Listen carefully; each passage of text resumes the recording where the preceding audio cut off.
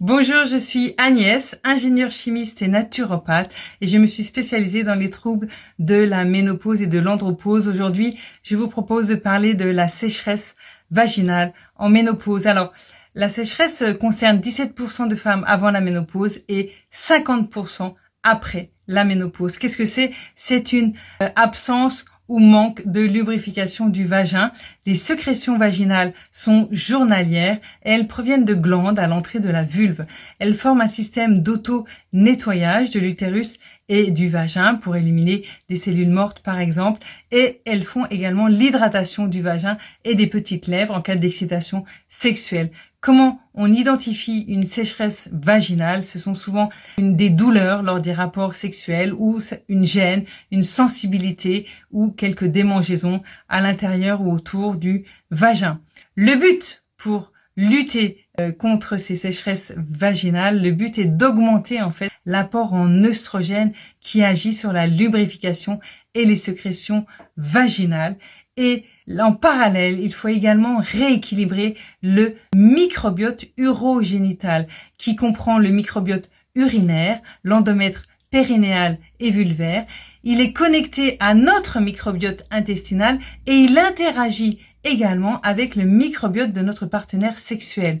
Un microbiote urogénital équilibré est dominé par les lactobacilles qui dépendent aussi des œstrogènes. Vous comprendrez que les facteurs de déséquilibre du microbiote sont multiples. En complément de la ménopause et de la chute des œstrogènes, vous avez les cures d'antibiotiques, le tabac, les changements fréquents de partenaires et les mauvaises pratiques d'hygiène.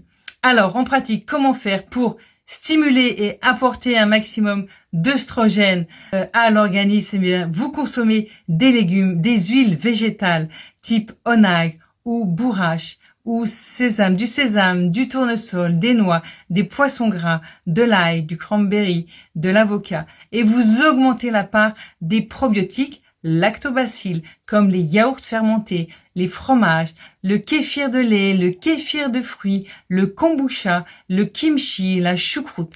Une femme qui, dès le début de la ménopause, a suffisamment de lactobacilles vaginaux aura 10 fois moins de sécheresse et 4 fois moins de douleur par rapport à une femme ménopausée sans lactobacilles. Et au niveau de l'hygiène, on se lave la vulve à l'eau ou avec un savon normal ou un pH physiologique, c'est-à-dire proche de 5 acide, et une fois par jour, et on sèche doucement. On peut ajouter de l'huile d'amande douce si c'est sensible, mais surtout pas de lingettes ni de déodorant vulvaire.